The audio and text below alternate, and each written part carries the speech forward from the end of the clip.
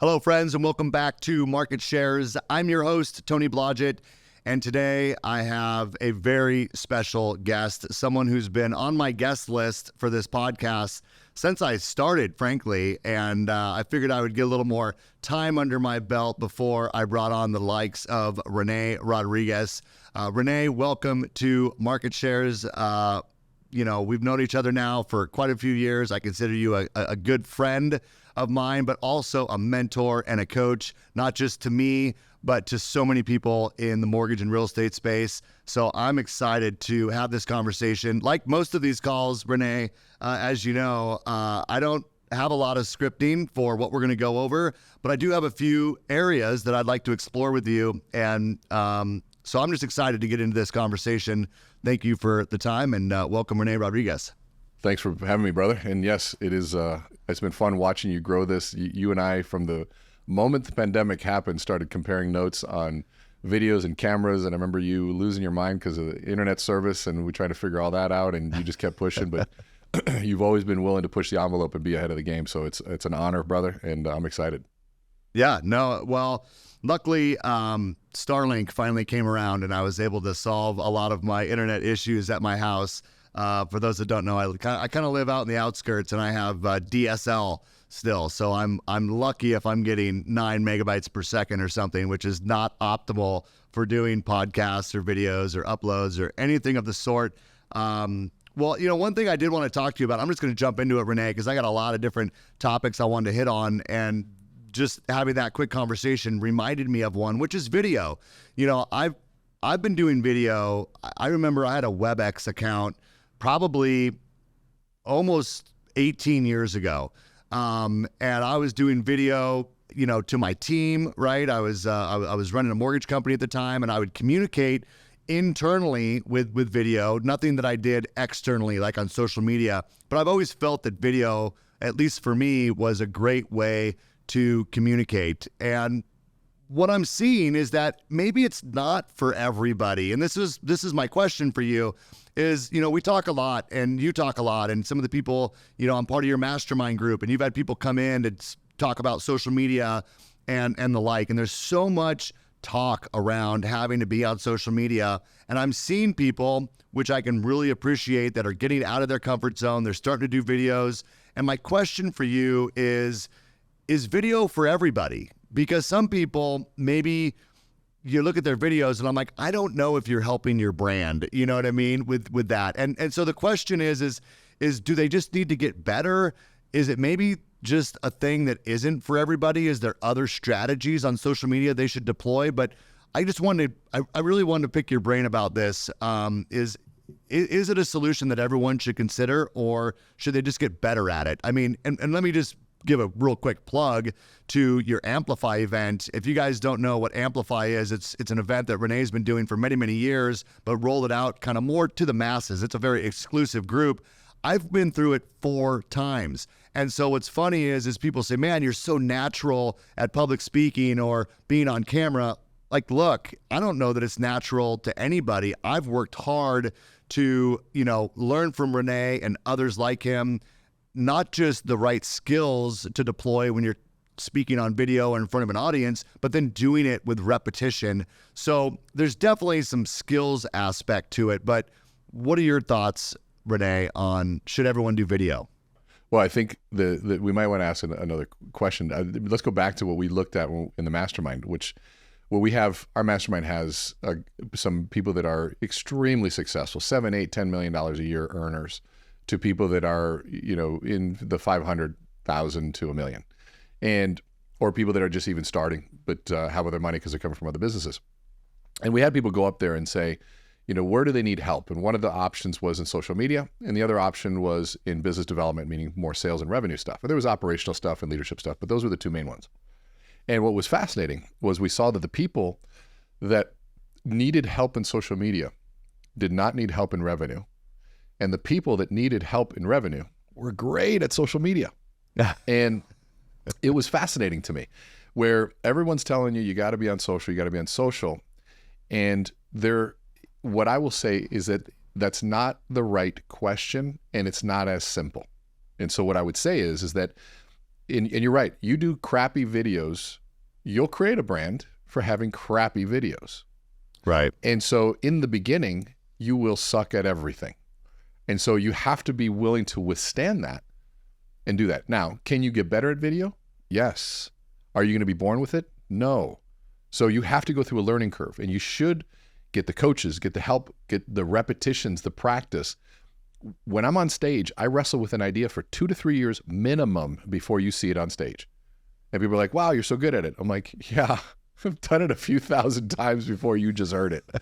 And you have to go through that process, because I might run into a Tony Blodgett where I throw an idea and he's like, and Tony, what I love about you is that you like to confront challenge and ideas, not the person, ideas. And you do it really directly, which means if you're going to deal with you, you got to be ready, because you're going to bring some questions. And if I have only wrestled with it once or twice and I get somebody like you, I'm not going to be ready to go in that deep water yet, because I haven't answered those questions. But you go through that for 2-3 years and all of a sudden you can go deep.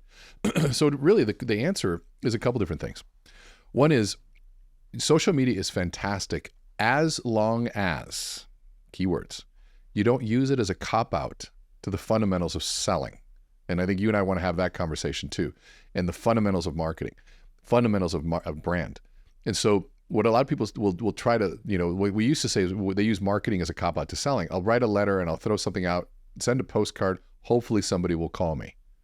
Well, okay, and you can't use selling to cop out for marketing either. I mean, they're different disciplines. And I would say that social media is an entirely different discipline. For us, we look at it as a separate department, because the great marketers don't necessarily do all that well on social. And the social media guys and gals don't do all that well at traditional marketing. And so, like, in fact, social media videos, when it comes to editing, you get to a traditional designer, like my guy, George, who's one of the best I've ever seen, hates social media design because it breaks every rule. Well, social media, short form video design is designed for user friendliness. What's going to draw the eye? What are we trying to emphasize? And we break all sorts of rules during that process, which is fine, but it's a different department. And so I think, should you be good on video? I think everybody should get on that journey to start figuring it out, because guess what? If I've got a choice of reading something or watching a video, most people will choose a video.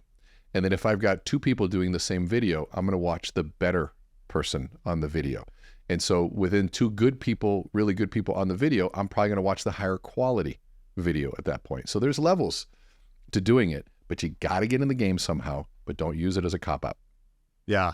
One of the favorite Amplify events that I did with you was right when COVID hit and you were restructuring how it is you were doing Amplify, and you did a virtual Amplify event. And although we talked about all of the different, fundamental things that you teach and Amplify, a big part of that, especially on the first day, was really just getting everybody to look good on video. We became, for those 2 years, and really since then, Rene, I mean, it hasn't really changed as far as the adaptation of people using Teams and Zoom as a pretty normal way of communicating since COVID.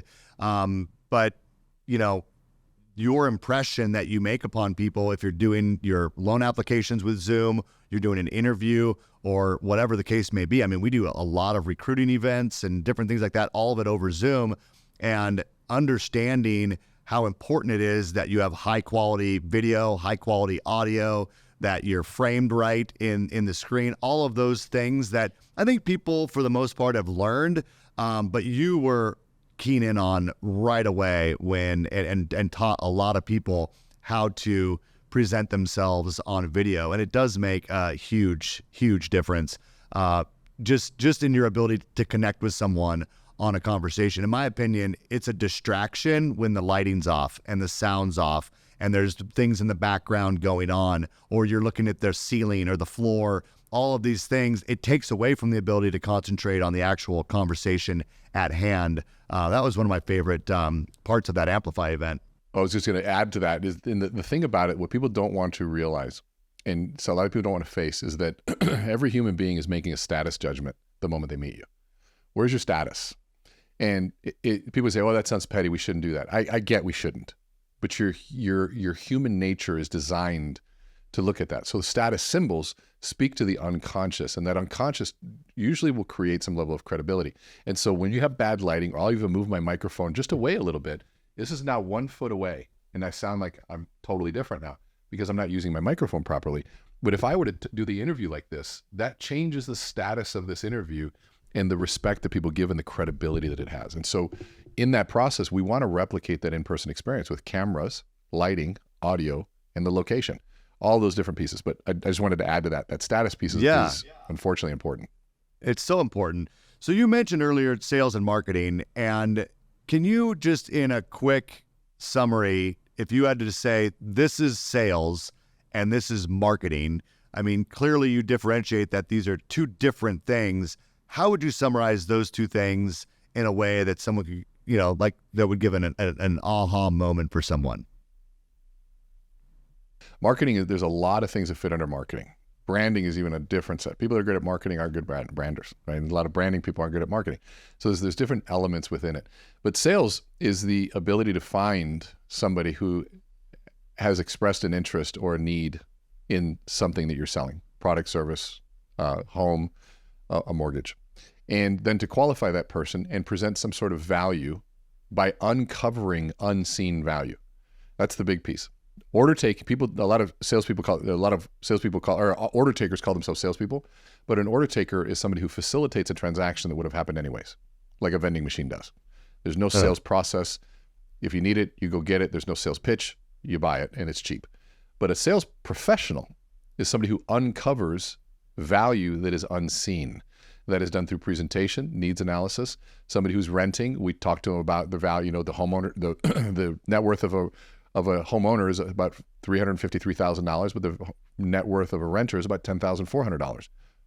Oh my God, that's unvalue. If I didn't know that, that's unseen value. And so I'm in the business of helping you grow your net worth. Give me 15 minutes, and I'm gonna show you how we can do that for you on money that you're already spending. So it's not gonna cost you anything more than you're spending. Oh my God, yeah, let's do that. That's a very quick sales presentation to uncover value. Marketing is about being available at the moment that someone decides they need a product or service. And so there's the conversion rates are way lower on that. When you talk about a 1% to 2% conversion rate and somebody sends a postcard out, and let's say I send 12 postcards out, and I look at that, I grab it and I throw it away. I grab this junk mail and I throw it away. I grab that and I see your name and I throw it away. I grab it and I see your name and I throw it away. Between that next one, I go, honey, I'm thinking we might need a mortgage. And I grab it and I go, you know what, Tony? And I'm presented in that moment, and I'm top of mind, in essence, in that time where, like, oh yeah, the moment that I need you, I just happened to be available. So there's a repetitive, consistent nature to marketing, to being always omnipresent or always present, to find those percentage moments, the law of averages, of when somebody needs that. And so now really good marketing can uncover need that I didn't know. That's really, really good. But the consistent, typical marketing is about, let me make sure that I'm around in the moment that they need to decide and make it very easy for them to take a step with me. Okay, that was perfect. Thank you for that, Rene. And I sometimes, I know that they're different, but to put it that concisely, I think is huge. Part of the reason I asked you that question is because I want to talk about the sales part of it. One of the things I wrote down that I wanted to make sure I chatted with you about today, because I know your background in doing door-to-door sales, and truly, I don't know if everyone knows this about you, but you're what I would consider like a real salesperson. I mean, that's where you got your start. And, you've shown, I saw one time where, you've called up, 20 people for a mortgage or whatever, or maybe it was real estate agents. I don't remember what it was. My point is that you believe that there is a process in which if you follow it, you're going to have a higher success of closing those opportunities when they're in front of you. And so I really look up to you in this space as a professional. You do a lot of public speaking. There's a lot of other things around the neuroscience and things that I think you bring a ton of value. One that I think might be overlooked by a lot of people is your sales skills. So I wanted to make sure we touched on this, because one thing that I've been working with, and Dan Keller, works with me here, and he's our coach, and love Dan, and he's really trying to drive home as well the sales training part of this business. And I remember back when I started doing loans 25, 6, 7 years ago. I took a lot of training around sales, the sales process. By referral only, I thought was a great program for scripting, and Joe Stump was awesome, and I still use a lot of it. And then even just other coaches that I came about through Sales Mastery and other types of events. But I felt like it was known and it was acceptable that A, we were salespeople, and B, there was a process that we should follow. And I feel like today there is this, and maybe it's because there was a lot of order taking that happened in the last few years, or whatever the reason might be, but it almost feels like a resistance to me to recognize that there is a need for scripting. There is a process to follow that's going to lead to a higher conversion. So I just wanted to kind of ask you, how important is learning the sales skills to the mortgage or real estate professional of today? And what are some of those skills that you would recommend people really spend the time learning, if you will, that's going to make a huge difference in their ability to convert the opportunities that they have?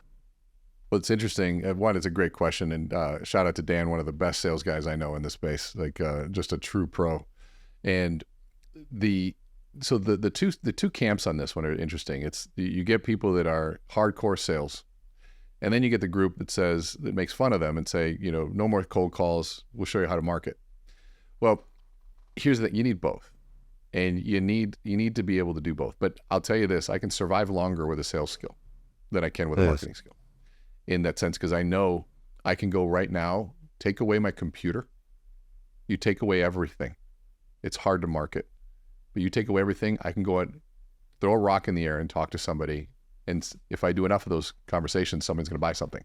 And so to me, the most foundational of them is selling. Marketing, if you have a sales background, a foundation, will catalyze and be exponential, the value, and you'll make bigger money adding the marketing component. So it's not about either or, it's a both and in different ways.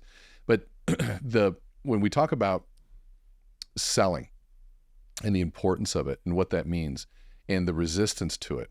What we're talking about is resistance to a stigma where people abused persuasion skills, where people went out there and they sold snake oil. I mean, it's almost ingrained in our DNA, the car salesman, which unfortunately mortgage and real estate have somewhat of the same sort of process, because people have abused that process, and the refi booms and the Big Short didn't help anybody with the branding.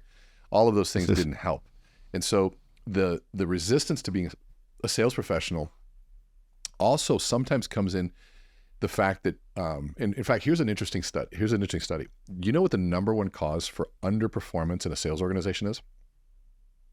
Number one cause? Lack of skills? So what a lot of people say, it's actually the hiring process. We hire the wrong people. The mortgage industry is notorious for hiring anybody with a pulse, because we believe, look how easy it was. I just can show you how easy this is. And then we make this promise of ease. And of course, yes, when interest rates are low, there's no salesmanship, professionalism needed. It's order taking. You need a big mousetrap. And by the way, good for you all. Get as many of those as you can.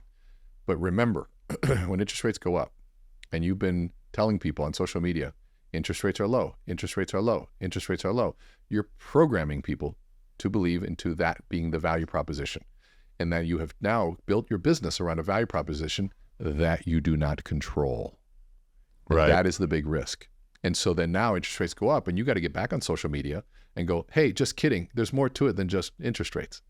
Hey, just kidding. There's more to it than just, no, I'm just going to wait because you trained me. No, I'm going to wait. Interest rates. You told me. I'm just taking your advice. I'm going to wait. And now people are waiting.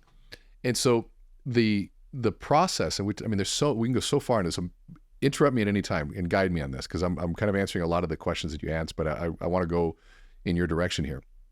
But you're talking about the skill set of being able to prospect, and here's the thing: sales process. There's only 6 ways that you make money in selling.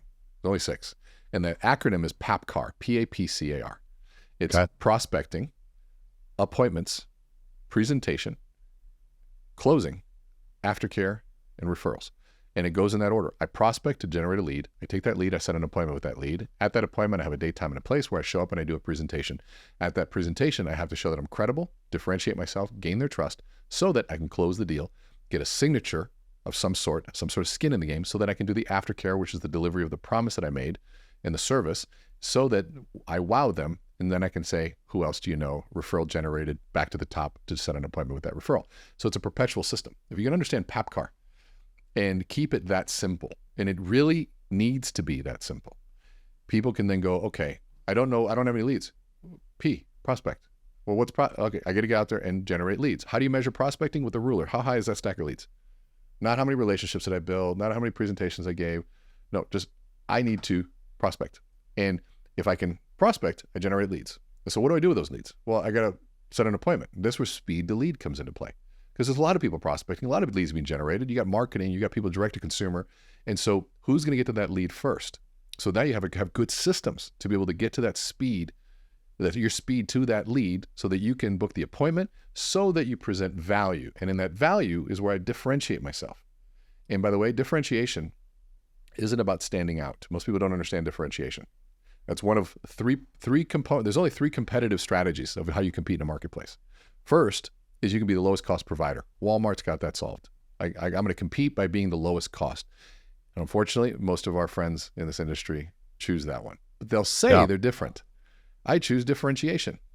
The third one is a focused niche. I only serve this market. I only do condos and lofts. I only do farmland. I only do first-time home buyers. There's a niche, but differentiation is what everybody claims. But here's the definition of differentiation. They say, well, it's to stand out. I say, great, wear a clown suit. You'll stand out. You're not going to sell anything. Differentiation is defined as this: the ability to sell a product or service without having to lower your price.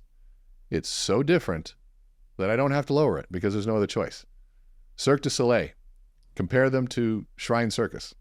$150 a ticket versus free or $2 a ticket. I'll pay the $150. I don't have to lower it. Why? Because it's so different. It's so different. And so, well, it begs the question though, Rene, like, is it different, right? So I think a lot of loan officers, and this is, I have my thoughts on this, obviously. I'm curious yours, but I think a lot of loan officers would say, well, maybe it's not different. Maybe I am selling a commodity. Maybe I do have to have that lowest price. And if they don't feel that way, they're sure acting that way. And what's your response to that? Well, I would say that this. One, it's okay to have that, but then structure your business around being the lowest cost. Structure your business that way.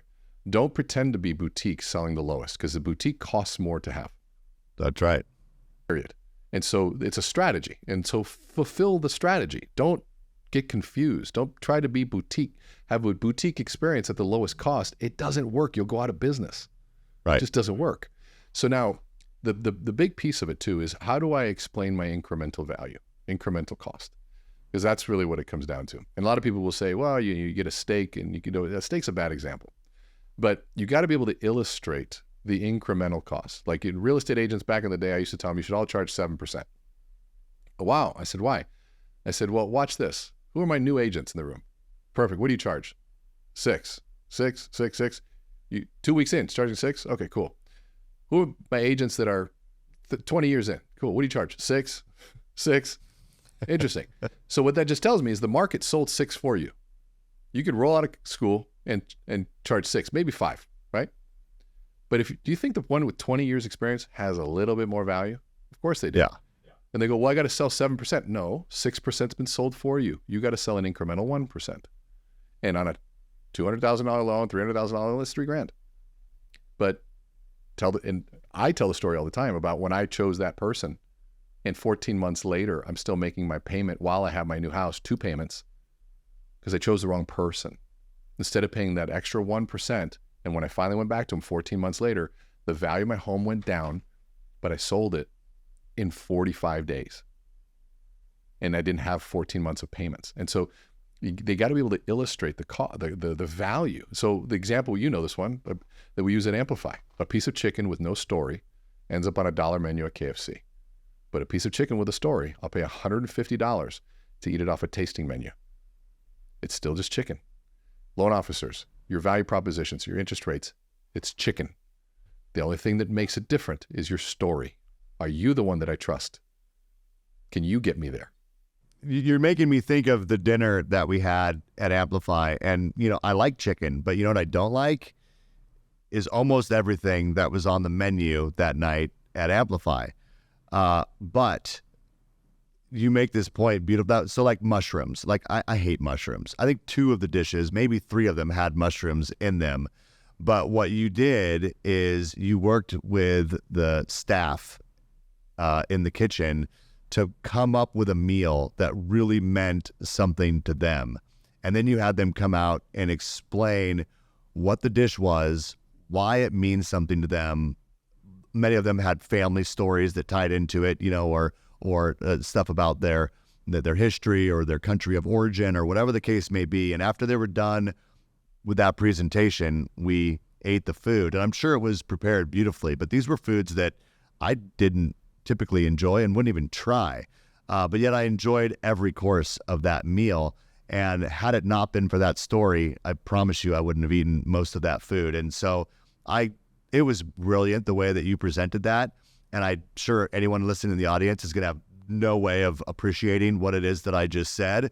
But your point is, well taken on me, because I've experienced it, where when you can wrap it in the story and the why behind it, it does make a huge difference. Well, I want to talk specifically. So the PAP part of sales, and I don't mean to just harp on sales, but it's something I think is really important for people. When I think about prospecting, let's just land on that for just a minute, Rene. As far as, when we're training people on prospecting, it's about,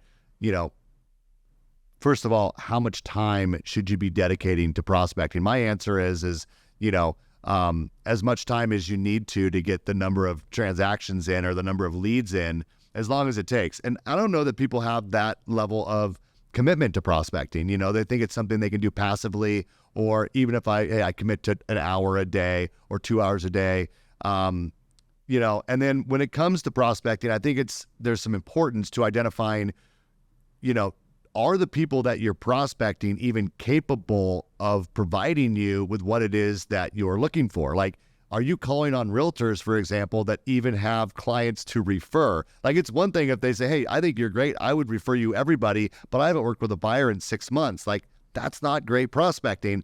So maybe just a couple thoughts on prospecting and scripting. I want to get to scripting because I learned, and this is something that I learned mostly in by referral only, it was very scripted.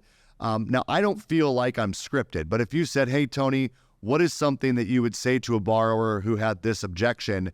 I could give you a response to that, a script, if you will. I'm not reading it. It's not going to sound exactly the same every time, but it's going to hit on the same, premise every time. It's going to get my point across. So maybe just talk about scripting for a minute, how important it is, and maybe help people that say, scripting's not my thing. How would you encourage them to overcome that, or think about scripting, I guess, in a way that makes it go, okay, maybe that could be valuable to my process? I've never met a millionaire that hates scripting. Every single one of them goes, absolutely. Now, what people don't like is sounding scripted. Right. And that's just because you're new at it, period. And so nobody wants to sound scripted. And nobody wants to be scripted. But scripting, the beautiful thing about scripting is that it's a distillation of language to find the most important words in the right sequence to have the maximum impact.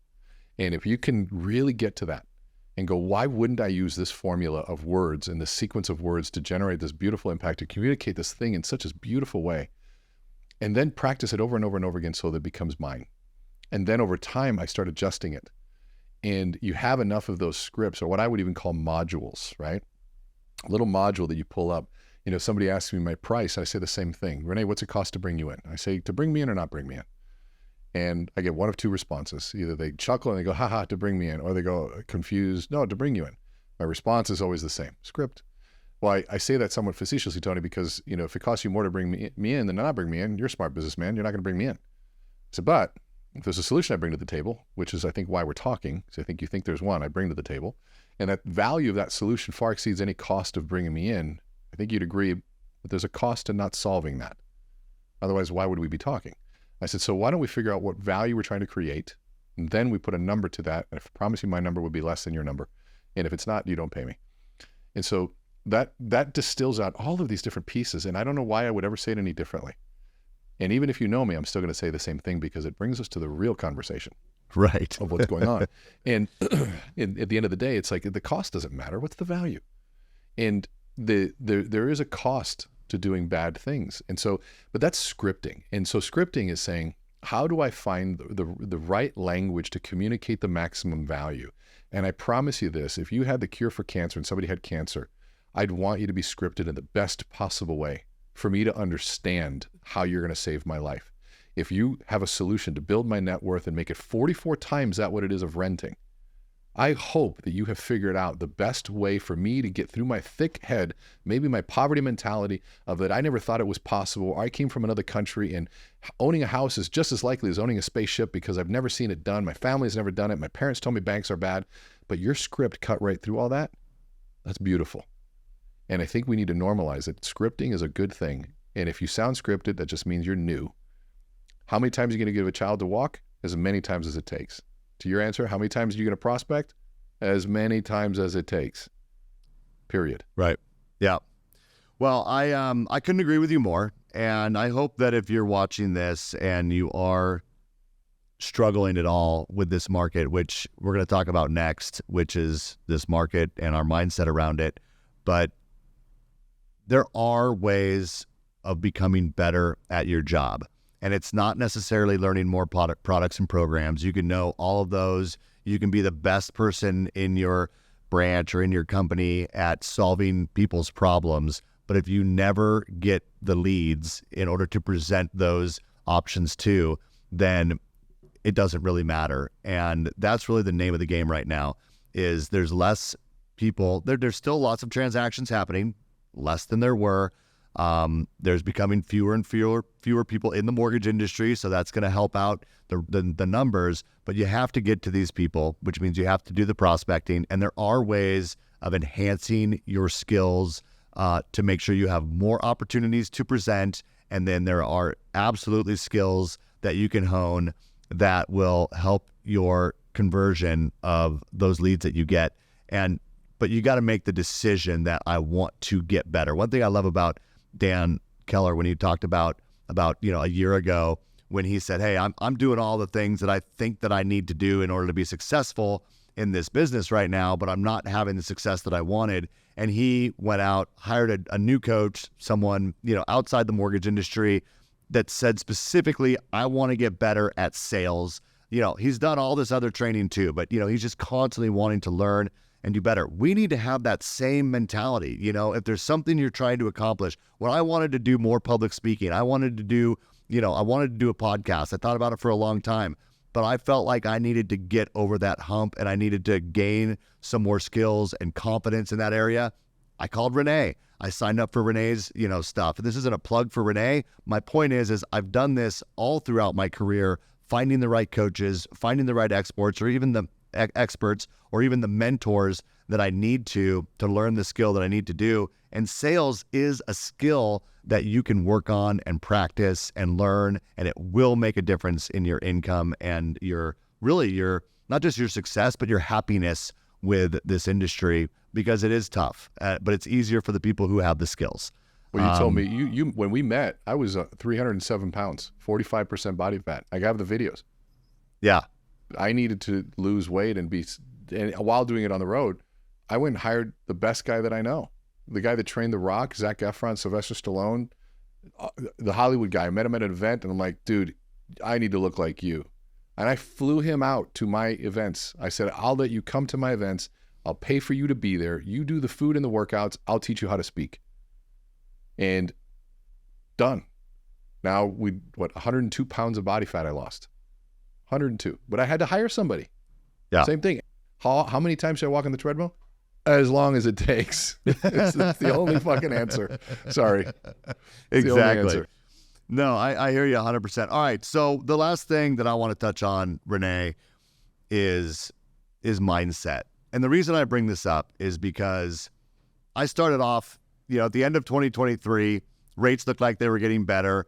All the, market was telling us that 2024 was going to be that transition year. The Feds were going to cut rates by the end of the first quarter, or maybe by the middle of the year, we'd have rates with a 5 handle. And, I think there was a lot of optimism. I had a lot of optimism about this market, and we've been going through it, right, for a couple of years now, thinking this is the transition year. And I'm still a little optimistic because I do see the numbers in some ways are getting better, and I'm just an optimistic person nonetheless. But there's people that are just tired. I'm sitting here talking about honing your sales skills and hiring a coach, and they're like, dude, what?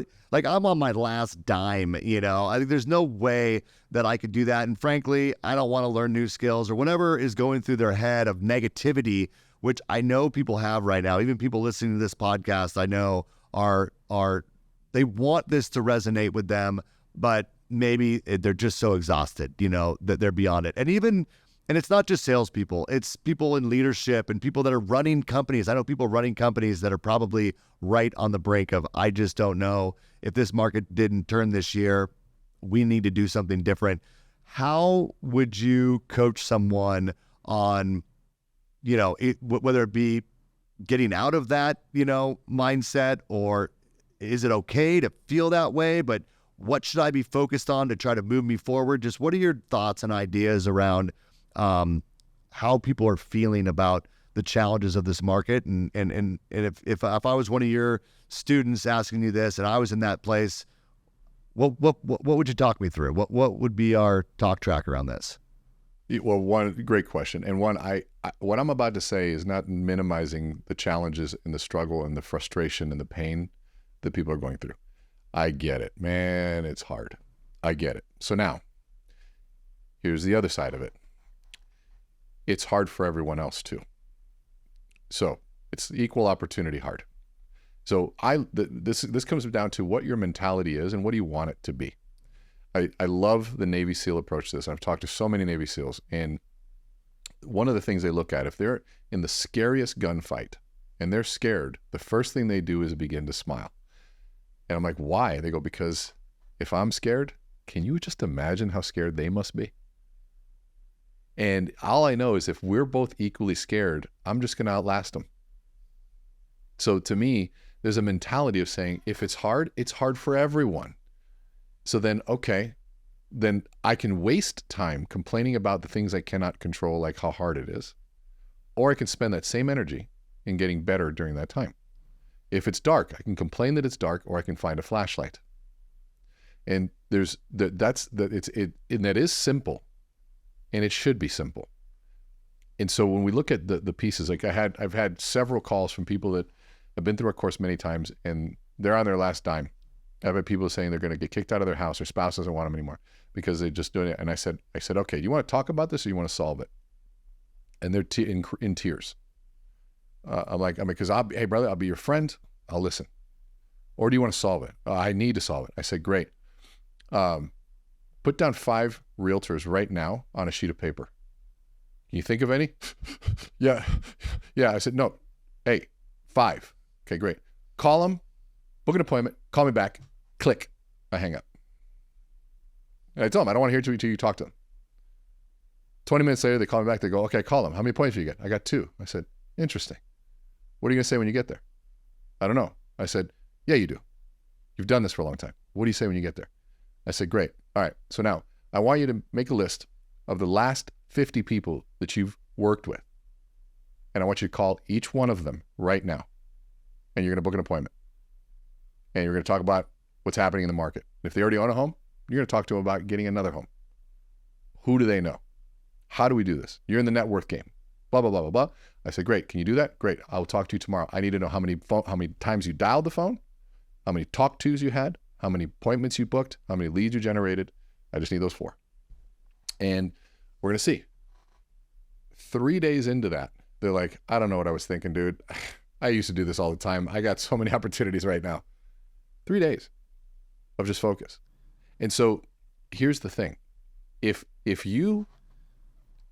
comes out of your mouth, anything along, well, the market is doing this, you have already put your well-being and your financial well-being, your mindset, your attitude, your vibe around something that is out of your control. Why would you do that? Instead of saying, yeah, the market's this way, but here's our strategy. It sucks for them, but this is what we're doing. Yeah, it's hard, but that just means I got to make more phone calls. And I would even say it's never been easier to get a hold of somebody because everyone else is spending the same energy complaining. I'm going to spend that energy dialing, putting out information. We did that during the pandemic. I lost 100 events in 1 week. Multiply that by my daily, my fee for that. It's a lot of money, millions. And my team looked at me and I started chuckling. They go, "Why are you laughing? We just lost everything. We don't have any revenue." And I said, "Well, because I've been here before. And I already know what's going to happen. Everyone's going to panic. Like everyone's going to panic and they're going to get irrational." I said, "We're going to get super rational and we're going to do videos. We don't have a studio. I know, but you have a camera. Let's do this." And we put out our Lighthouse series. What are we going to charge? Nothing. Why are we charging? You have no revenue and you're going to do better stuff? I'm like, "Yep." "Why?" I said, "Well, if someone's drowning and you have a life vest, is that the time to monetize the life vest or you just throw it?" You throw it. We're going to throw a life vest because we know this is the world that we live in. We thrive in this world. And we're going to do this and we're going to help people when no one else is. And what's going to happen is we're going to learn how to do this while we're helping people. Within 3 months, we had more business than we knew what to do with. I met you. We started doing Amplify. I met you prior to that, but I actually was right at the beginning of that. That's when I also started seeing myself on camera. And I'm like, well, shit, I got no travel. I can work out. I was looking at this big bloated face on there. I even had a tooth that was moving out here. I went and got Invisalign. Like those were all things. And so, but the thing is the focus on what you can control and the ability to know the difference. There comes the serenity prayer, but that the wisdom in that is so deep. And if you are on your last leg, I'm sorry, then maybe you do need to throw in the towel. Or maybe you have more in you. Maybe you just need to be around the right people, listening to podcasts like this, people that won't let you stop. And maybe you just forgot who you are. Maybe you forgot that you have a lot more left in you. Maybe you forgot that you built your business because you were a sales professional and you went out there and you talked to people. And yes, maybe it used to be, I talked to 25 people, I generate 5 leads, and those 5 leads, half will meet with me, 2.5 will meet with me, 1.5 will take an application, 1 will close. All right, that's the way it is normally. Well, maybe it's double that. All right, so I got to talk to 50 people to get 1 loan. Great, start now. Like I told people, how's the year going? I never worked harder for the same amount of money. I go, but if I would have worked the same amount, I would have had a quarter of amount of money. So I had to up what I could control, which was my work, the reps, the time I put in, the phone calls I made, the videos I put out. And if I can make the same amount during the worst time, that is called kicking ass. Yeah. Well, I think there's a lot of people that need to hear that message, Rene. And look, if you're listening to this right now and you're in a spot where, and I said this during a spot when I interviewed Phil Treadwell, this is a moment to go back and rewind and listen to that one more time, looking at Rene give that speech, because he could be talking to you. And I love having these conversations with guys like Rene because I'm hopeful that someone gets inspired in a way that creates action in them, because I knew what Rene was going to say on this call. When I asked him this question, I didn't know exactly the words he was going to say, but I knew about what his message was going to be. But I feel like this is an opportunity to put this message out so that the right people, the right person maybe, hears it at the right time in a way that changes them. Because I've had those moments in my life where the right message at the right time actually created a change. And I hope for someone or multiple people, this is the call and that is the message that does it for you. So thank you for that delivery, Rene, because I think it's what people need. I knew I was going to say it because you think the same way. I mean, that's like, what's funny is that we come together, we talk more during hard times than good times. And that's like the cool part is like we come and that's when we compare notes and we share notes. And can I add one more thing to that message and then go down the route? And I can say this is the end, but if you want to, but the thing you also have to do is you have to build a relationship with suffering, and you have to build a positive man, you just have to build a new relationship with suffering. Most people avoid suffering. And if you avoid suffering, you avoid everything that is required for growing, learning, and progressing. Because there is no growth without some level of initial suffering and struggling over something. And the more I suffer through a workout, the better the outcome is. The more I suffer through learning a difficult concept, even brain research, the better it comes out on stage. The more that I suffer through working through difficult relationships, the tighter those relationships become. And so the suffering piece is we spend, my son was even asking me, what's the goal of life? And he thought it was happiness. And I'm like, son, I go, if happiness is the goal of life, you're going to be sorely disappointed, man. Because most of life is struggle, sacrifice, and suffering. And I go, and I think that's what makes it so beautiful. Because the best parts of my life have come on the end of suffering. Everything. And if I didn't suffer or sacrifice over it, it wasn't all that valuable, because everybody else can have it. But the rare moments, those gems, those things that are hard to find, come by doing things that most are unwilling to do. And then all of a sudden, magically, you're able to do what most are unable to do. Why? Because you did the latter, the former.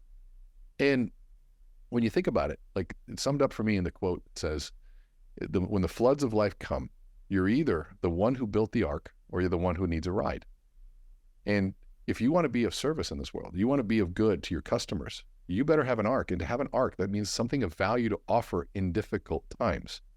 And to build something of value, you've had to suffer, sacrifice, and do whatever it takes to do something. Said no to other things, so that in that moment when people say, I need something, you say, I have something. And it might be wisdom because you read all the books and you suffered through each one of those books and you offer words of wisdom. Maybe it's a check because you suffered and you got the income. You can say, I can help you through this moment. Maybe it's a job and you suffered through learning management, firing and hiring the wrong people. And now you can actually employ people and do that. And you're that arc, whatever your arc is. Maybe it's a hug because you're great at recognizing the emotional needs of somebody.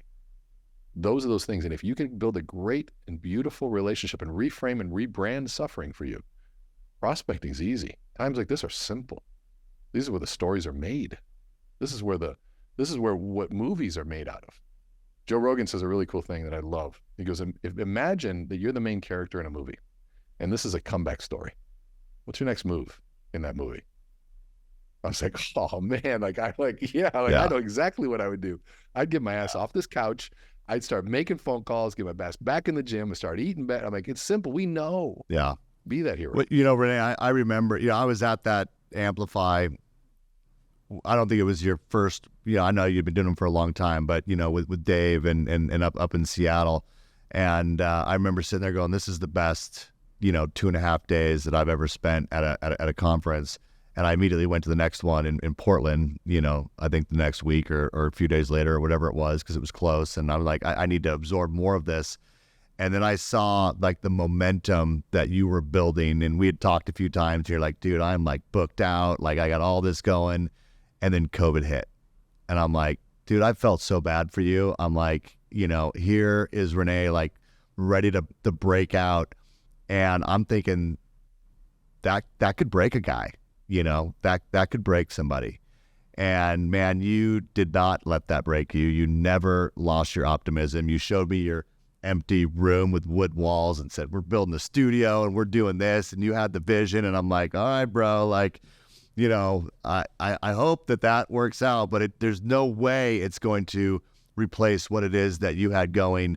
But yet, you led with value. You led with sharing your Lighthouse series, doing these things for free. And man, it's absolutely propelled you to heights I'm sure that you didn't anticipate. I love it. I love seeing it. And your message is so important. And you have so many, your breadth of knowledge in so many areas. You guys, if you don't know Rene before this podcast, check him out. And Rene, maybe let people know where is the place they can learn more about you. You got a ton of content available online. If you guys want to hone your skills, I have so many people that, I've even asked people, hey, you should come on the podcast. We'll have a great conversation. Yeah, I'm just not comfortable doing that. If you want to get more comfortable with presenting, maybe it's just presenting to your clients, or maybe you want to do more public speaking, or maybe you have a job where you would need to do some public speaking and you want to be better and more impactful at it. Whatever it is, all of those things are in Rene's wheelhouse. Oh yeah, and definitely read that book. But yeah, Rene, where's the best place for people to find you? I was going to ask you some selfish questions about my podcast. I don't have time to do that. So maybe we do another episode, or I'm just going to call you for a private coaching session because I have some other questions for you because I want to blow up this podcast. I mean, I got great viewership. The numbers aren't huge, but the people that watch it, I think, really enjoy it. But I want to get it to more people. I want to amplify my influence with this podcast and what we're doing. So I'm gonna pick your brain a little bit on that. I'll tell you this right now: you've chosen a very niched podcast, so you get what is called potent viewership, which is better than mass diluted viewership. And so the best thing that I tell you, we've got over 1 million followers on TikTok, 200 and some thousand on Instagram, but man, the potent followers, people that know it's such a beautiful relationship. And so I would say just keep servicing them and keep consistently putting it out in the way you do. That's the value, man. And it's a different metric, but I think it's a more valuable one for you. And you're one of those guys that had all the income and knows the revenue and still trying to figure out social media, which is what makes you so rare. And thank you for what you said. That means a lot. You were one of the first people that called me and said, "Hey, are you all right?" I don't forget that. Well, so thank you. So is the book website the best place for people to find you, or see Rene speak, or? No, actually, it used to be that. Instagram, you go to Learn with Rene, and LEARN, Rene, RENE, Learn with Rene. That's on TikTok as well. But my website's meetrene.com, MEET Rene.com. Check out Rene if, like I said, for all those reasons that I said, and if nothing else, he's just got great messages. If you're in the mortgage industry, he does a lot of mortgage events. Check those out as well. For those of you who tuned in to watch this episode or listen to this episode, I thank you so much. It takes time to listen to. This is almost probably going to be a 45-minute or hour-long podcast. I'm not sure. But, it takes an investment in time to do that. And I appreciate you taking that time. If you want to make sure you see every episode that we put out, we do launch a new episode every single Friday. They come out at 10 a.m. Pacific time. Just subscribe to our YouTube channel, and I'll see you on the next episode. Rene, thank you, my friend. We'll talk more soon, and take care. Bye for now.